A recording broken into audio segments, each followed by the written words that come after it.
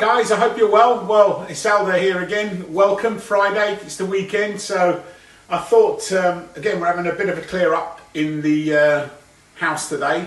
So Craig kindly got me, my sales director, some lovely tuna loin from Morrison's in Willenhall, and kindly set it down with a few bits. I've got some tomatoes going very ripe, some anchovies, some of our garlic oil, and tonight I'm going to make seared tuna, with a spaghetti with anchovies. Now you're not going to taste the anchovies. All these people that say they don't like anchovies, trust me, the amount of times I've done it, I've had people around for dinner and they've sort of said, that was lovely. Like, really? Yeah, well, did you know there was anchovies? Really? It's amazing. It's one of those things that's in the background that adds seasoning, really good for you, really super healthy. And I just love anchovies. I mean, we were brought up, my mum would have it on stale old bread, rub some garlic, put fresh anchovies on and have it as a snack. So to us, it's like we were brought up with them. But super healthy. I found some rocket in the back of the fridge that was going a little bit wilted, which doesn't matter because we're going to put it in with the spaghetti, so it'll wilt anyway. And also some pine nuts. I've got some pine nuts that have about a week out of date, but they'll be fine. I tasted one and they'll be fine. So I'm going to now turn the camera to the pans and we're going to start cooking. So the spaghetti's on already. I'm going to sear the tuna in the pan because we want tuna always, or a little tip, if you're cooking meat, fish, anything, get it out an hour before. Cook everything at room temperature, because the last thing you want to do is take something out of the fridge and put it straight into a hot pan, because it sort of retracts and it's not very nice and it tends to go tough. It does. And also I want the tuna to rest as well for 2 or 3 minutes, because like good meat, fish should rest as well. It's this fallacy that fish shouldn't. It actually should. So we're going to sear the tuna, we're going to put it in the plate to rest, because then we're going to shred it and put it in with the spaghetti at the last minute. So see you in a couple of secs. Hi guys, so I'm back. So now we're going to, as you can see, the anchovies is in the pan. Just two bits of anchovies. Our magic garlic oil that we've always got ready. So again, we haven't had to chop any garlic or mess about in there. Get the pan warm, hot. Spaghetti's going in the back. Literally in the time, the sauce will be ready faster than the spaghetti. Now, what we're going to do, we're going to sear this beautiful tuna loin. So oil on the top. We do, because you never ever put oil in the griddle pan. You only ever put oil on the top. Now, I always use a good sea salt and pepper.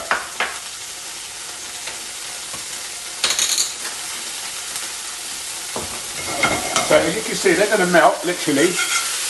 They're disappearing already. So what we do, add some cherry tomatoes straight in. A little bit more just normal oil, just to get the sauce going. Some pepper. We don't need a lot of salt, but tomatoes love salt, so they'll do it. And then remember, our water will become the sauce as well. So now we're going to put the, did you hear that? And literally a minute only, sorry about that. So that is going to take a minute. You want it slightly pinky.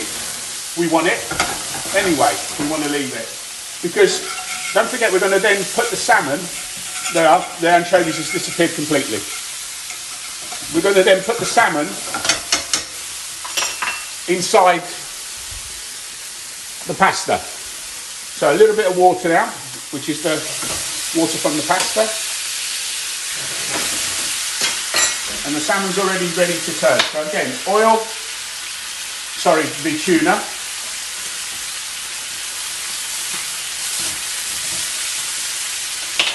Turn it off, that's done, literally. So you see that's got a lovely bar mark, so it gives it a little bit of, caramelisation, which is exactly what we want. Spaghetti's doing lovely.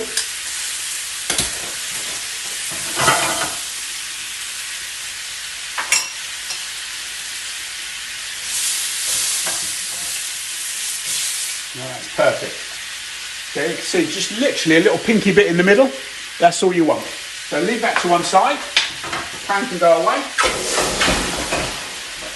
So give us a bit of space on the cooker.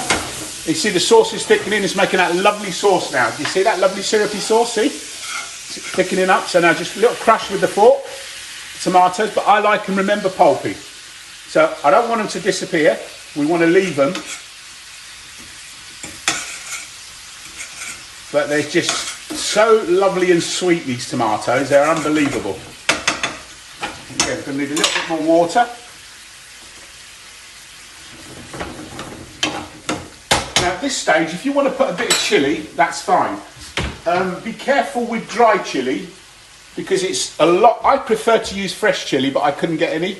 So I'm just going to put a little bit of dry, but you don't need a lot, because the dry chilli is extremely hot, extremely.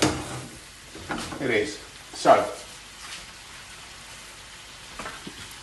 that'll take about a couple more minutes. I'll be back to you in a couple of minutes. Hi guys, I'm back. So the pasta's boiled. Now I just want to show you the tuna. If you can see the tuna, it's pink in the middle. That's okay, because this is a good tuna loin and we want it pink. We do. Because it's going to cook in just through the residual heat. So again, always pasta to the sauce.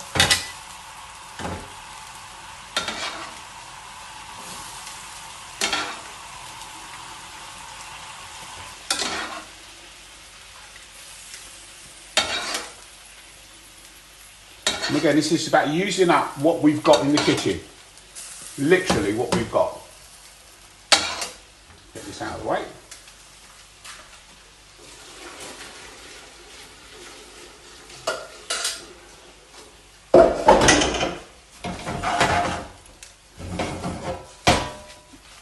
So again, it's taken up all the sauce. So at this stage is where we add this beautiful tuna, pine nuts,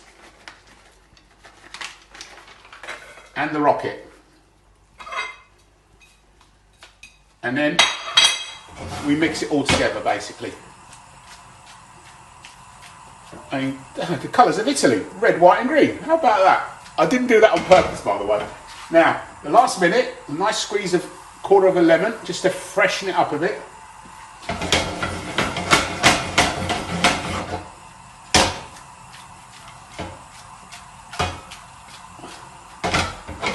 And really that's wilted now.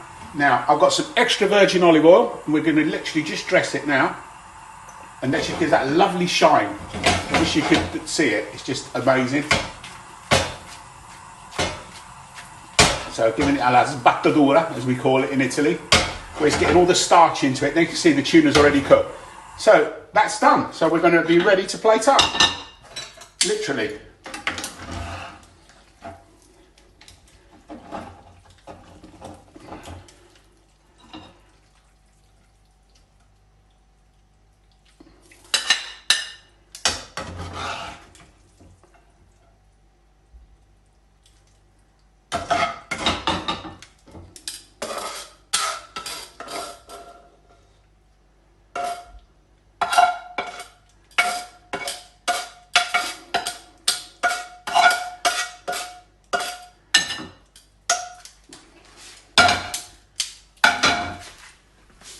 And there we have it.